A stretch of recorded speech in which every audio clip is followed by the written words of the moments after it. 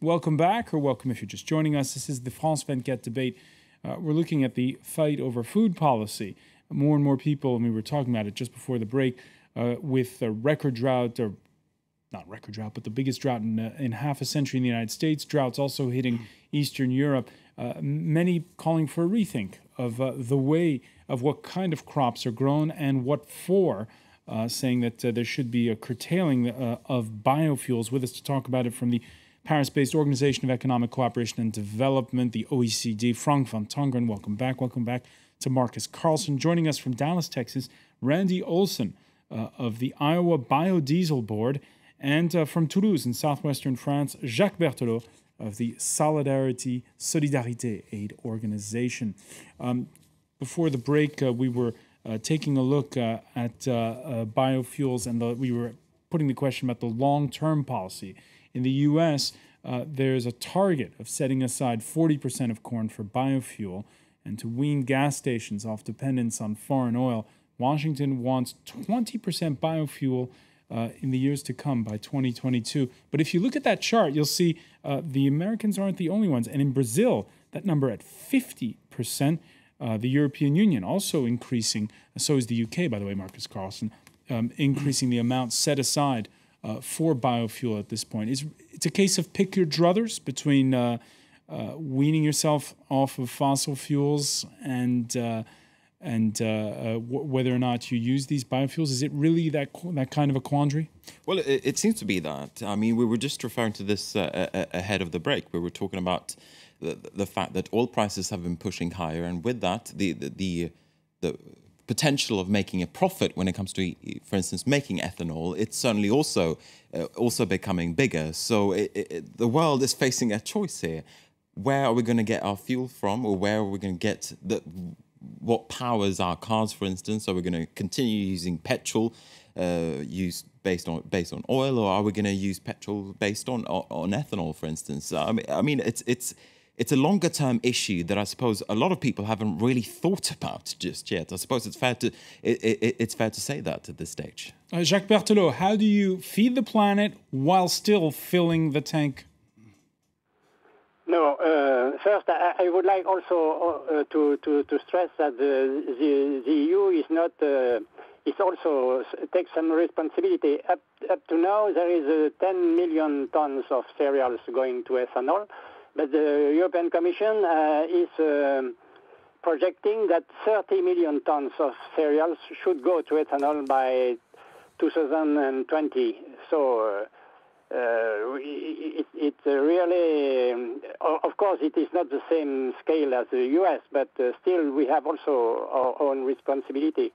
The more so that we have also a bigger responsibility with biodiesel.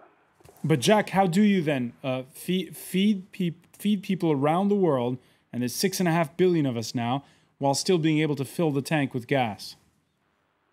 No, it is completely stupid because there is. I am working closely with sub-Saharan African countries. I go there every year, and it is. The problem you see that this country have been forced to lower their tariffs on basic food, first by the World Bank and IMF for the indebted countries, and then with the EU, with the EPA, the bilateral agreement, and so on. And the problem is that they have been dependent, more and more dependent on import of basic staples, mainly cereals. And now they are not prepared to face a spike in those prices, and we are almost sure that this would trigger another riots. It is likely. Does Frank van Tongeren, does Jacques Berthelot have a point there? Well, there's certainly a trade-off between food and fuel, but the trade-off has been made in a certain sense artificial by policies that we talked about earlier before the break. So maybe want to think about putting other things into the tank than ethanol or oil for that matter. and look also for alternative solutions. I mean, this particular biofuel solution is one that has been created by policymakers, and that has contributed to the diversion of land and in the various countries that we've been mentioning to the production of biofuels, and so away from food and feed for animals. In the case of developing countries, and in particular sub-Saharan African countries, of course, the issue is also there for them. What is the most profitable option for the farmer to do? Can he grow feedstocks for biofuels profitably and then buy food, or is it better for him or her to continue to be a farmer of food products? Now, a lot of that decision will depend on how well developed the markets are in those countries, how well developed the supply chains are, how well developed the transmission of prices, including international prices, to the farmer are, to allow him or her to make those choices, actually. But to come back to the original point, the policies being put in place by mainly developed countries, and to some extent, as we saw on your list, also India, for example, has an active biofuel policy, is affecting those choices, of course. But Marcus Carlson, what is it with? I want to show you. I want to get you to react here to a couple of the comments we had on Facebook. One was from Michael from Harare in Zimbabwe. He says the main issue being overlooked is the extreme weather patterns affecting the entire world. What we discussed in part one. Focus should be put on reversing climate change, which is affecting food production. While Matt writes, world climate's always changing. This is nowhere as bad as the U.S. drought of the 1930s or 80s. This is about political subsidies granted to the politicians of the farm states to artificially support the corn crop prices. Basically, it seems as though there's subsidies all around. Absolutely. I would probably come down more on Matt's side than on Michael's side, because we need to remember, at the end of the day, there is enough food, there is enough crops to go around for the entire global population. The question is just how you distribute the corn crops, the wheat crops, the rice crops, and all of that. And that is where trade barriers really come into effect. And I suppose at the moment you could argue that, yes, France says that the G20 will hold emergency talks, or could hold emergency talks, in order to battle those rising food prices. But at the end of the day, what can the G20 do? That is the question. Not much at the moment, because what they can do is they can try to name and shame countries that offend. For instance, if Russia were to raise another export ban, as it did in 2010, which then pushed up wheat prices, at the moment, that kind of a rapid reaction forum that France could activate, that's as far as it could go. It could tell Russia, for instance, if it were to raise another export ban, that you really shouldn't be doing that. But at the end of the day, there's nothing more that the G20 nor France can actually do about it. You agree, Frank van Tongeren? Well, that's actually already something. I think the situation now is much better than it was a couple of years ago. I mean, you're mentioning the Rapid Response Forum. That is an institution that has come into existence since the G20 last year. There's also the Agricultural Market Information System that has now much better disposal of information, market information, policy information across relevant countries, exporters and importers. So the situation has already improved over the situation that we had a couple of years ago. Now, whether or not it will be useful to have a meeting of this Rapid Response Forum, that remains to be seen. For the moment now, I don't think there's reason to assume that we have a global There's not much crisis. money in the state coffers these days if you want to put out a lot more aid to farmers in any country right now. Well, giving farmers now, in the short run, aid would not make the corn grow faster, or the soybean, right? So I think if and when appropriate, such a meeting of a Rapid Response Forum would be high-level policymakers would take place. It would have to discuss concerted policy actions and avoid some of the mistakes that have been made in the past by individual countries that imposed export restrictions, for example, and aggravated the situation. Now, at the close of the Olympics on Sunday, the British Prime Minister gathered the likes of British athletics gold medalist Mo Farah and football legend Pele for a self-styled hunger summit This to get nations and corporations to honor pledges to fight child malnutrition before the next Olympics in 2016. That photo op earning David Cameron a roasting in the op-ed pages of this Tuesday's Guardian by George Mobiot, who argues that the poor will starve so the rich can drive. He concludes some of those to whom the government is now extending its nutrition interventions may have been starved by its own policies. He says it's charity, not justice. This argument over whether or not biofuels are in fact something that's perhaps triggering the next hunger riots, is that an argument that's taking place in any way in the United States, Randy Olson? Well, there's no question that we've had a robust debate about the food and fuel conversation over the last several years. Biodiesel and ethanol production is up in the U.S., and I think it's important to remember why the United States has implemented policies around increased use and production of renewable fuels. As we were coming back from break, I heard a news clip on your station talking about this being one of the worst days in Afghanistan in recent memory. And I think it's very important to remember that the United States has been pursuing a policy of renewable fuels growth for a number of reasons, not the least of which is certainly reducing our dependence on foreign oil. Additionally, a topic that was brought up earlier was global climate change and global warming. Biodiesel and ethanol are cleaner burning fuels than traditional fossil fuels. And there's no question that that's a key driver for the market as well. And I think the third point that I'll make, when you talked about rising food prices across the globe, it's important to remember what the key driver of those food prices are, and that's certainly transportation costs.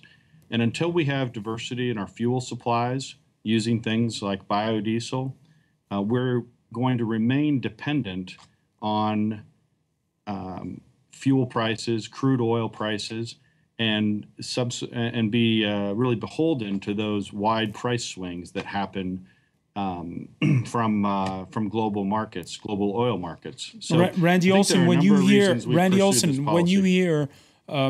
van Tongeren say that in the long run, that biofuels and ethanol should be phased out, what do you say?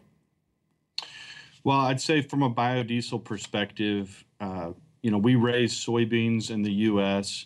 for the protein meal, which is a food component. We have a byproduct or co-product called soybean oil, and we make biodiesel out of soybean oil, out of animal fats, out of recycled restaurant greases, and an increasing array of feedstocks.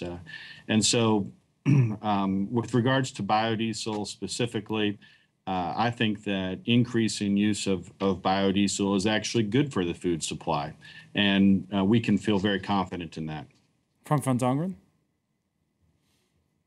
Well, I didn't say that the biofuels should be phased out, but the policy supporting them should be phased out. The policy supporting them. So the issue of subsidies is one of the keys. It just so happens, by the way, that the candidates in the U.S. presidential election are spending a lot of time in Midwestern swing states, such as one that Randy knows well, Iowa, since his weekend pick as Republican running mate Congressman Paul Ryan has returned not only to his native Wisconsin, but he's also traveled to Iowa. But as you see the president come through on his bus tour, you might ask him the same question that I'm getting asked from people all around America, and that is, where are the jobs, Mr. President? Well, later on Monday, Obama did show up in Iowa, and he returned the rhetorical question by asking why the Republican-controlled House of Representatives adjourned without approving a new farm bill. I am told that Governor Romney's new running mate, Paul Ryan, might be around Iowa the next few days. He is one of the leaders of Congress standing in the way. So if you happen to see Congressman Ryan, tell him how important this farm bill is to Iowa and our rural communities. We've got to put politics aside when it comes to doing the right thing for rural America and for Iowa. Jacques Berthelot, let me get your reaction. In this country, there's always a lot of public support for farmers, for what we call here les paysans. What's your reaction when you hear the debate going on over the Farm Bill in the United States? Yes, I agree that the Republicans, I don't understand why they are so reluctant to adopt the Farm Bill, because the Senate has done the job already a few months ago, and I think that within the Republicans there are also a lot of disagreement. But I would like to return to our issue and say that you know the G20 meeting on agriculture. Its recommendation was to build security stocks of cereals, but nothing happens. And I wonder if there is a possibility. Really, there won't be any commitment from the part of the Brazilian farmers, of the European farmers, and the U.S. farmers. They are very pleased with these spikes in prices of cereals, because their revenues and their income has been increasing very, very hugely. So I think that there should be a very strong political commitment at the highest level, because the agribusiness is very pleased actually with these spikes in prices of corn and all the cereals and oilseeds. Randy Olson, are you rooting for high prices? Well, you know, as in high prices of what? I guess I should clarify. Well, high prices of food commodities. Well, I think the prices of food commodities are, you know, they're global markets, and due to a variety of reasons, certainly from the biodiesel side of the equation, we have seen a reduction in soybean oil used for baking and frying in the U.S. Over the last 5 to 7 years, and biodiesel has been an important replacement use for that soybean oil. I think you know, you played a couple of clips from presidential candidates in the U.S. And vice presidential candidates commenting in Iowa. It reminded me of the Iowa State Fair that I'm missing back home, and some of the politics going on behind the scenes. You talked about a farm bill. The farm bill itself is really a bill focused on nutrition programs. It's named the Farm Bill because of its legacy, but about 80% of that bill is really due to inner city and nutrition plans across the United States. So all right, it's an important bill, but we think that the Congress will eventually get that done and work through its partisan politics. All right, the politics of food, both national and global. Randy Olson, I want to thank you. I want to thank Frank van Tongeren, Marcus Carlson, and also Jacques Berthelot for joining us from Toulouse. And thank you for being with us here in the France 24 debate.